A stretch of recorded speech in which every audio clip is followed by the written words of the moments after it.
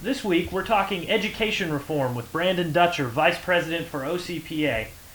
Brandon typically works with the Center for Educational Freedom looking at school choice and K-12 education reform, but recently partnered with the Center for College Affordability and Productivity to produce the study, Oklahoma Higher Education, Challenging the Conventional Wisdom.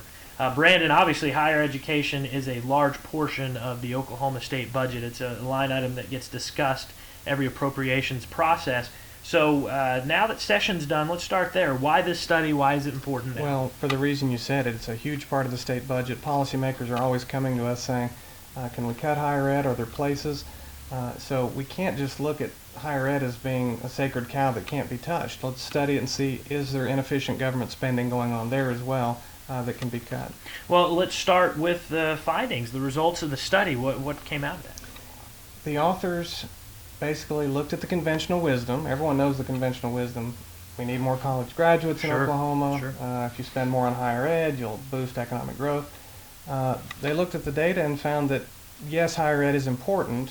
Human capital formation is important to spur growth. That's universally recognized. But more spending on higher ed does not boost economic growth. Very surprising, counterintuitive. Sure, I'm sure many of our viewers would be surprised to hear that. Why would that be? How does that? Several reasons they found. Inefficient spending, for one. A lot of the spending gets absorbed in overhead and other non-instructional purposes. And then beyond that, spending doesn't automatically translate into educational attainment. It doesn't do any good to spend more if the students are not learning, if they're minimally engaged, if they're not retaining, and heck, if they're not even graduating, which happens a lot. And another reason is out-migration. A lot of our graduates are moving out of state because the demand for jobs isn't here. And I believe the brain drain is the terminology Right. that's been used for that. Let's talk a little bit about some of the surprises in doing the results, or in doing the study and looking at the results when they came back. What shocked you? What jumped out? The main thing had to be graduation rates. I looked at whether in 4 years or in 6 years to graduate from a four-year college in Oklahoma. Appalling. I did a double take. I looked at the data myself. I talked to the authors again. Are you sure? Check this again. Indeed, for an example, there's one college in the state where only 4% of the students graduate in 4 years. Only 14% of them graduate in 6 years. That is shocking. It is, and it's not an isolated example. That was probably the biggest surprise.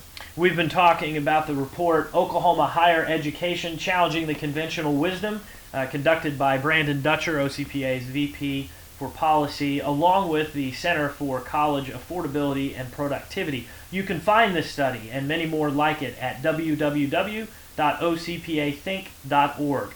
Brandon, thank you so much for your time and for talking with us today about higher education in Oklahoma. And on behalf of the board and the staff here at OCPA, thank you to our members and supporters for your continued investment in OCPA and helping us to research issues like higher education and help advance free markets and limited government in Oklahoma. Have a wonderful weekend. We'll see you again next week.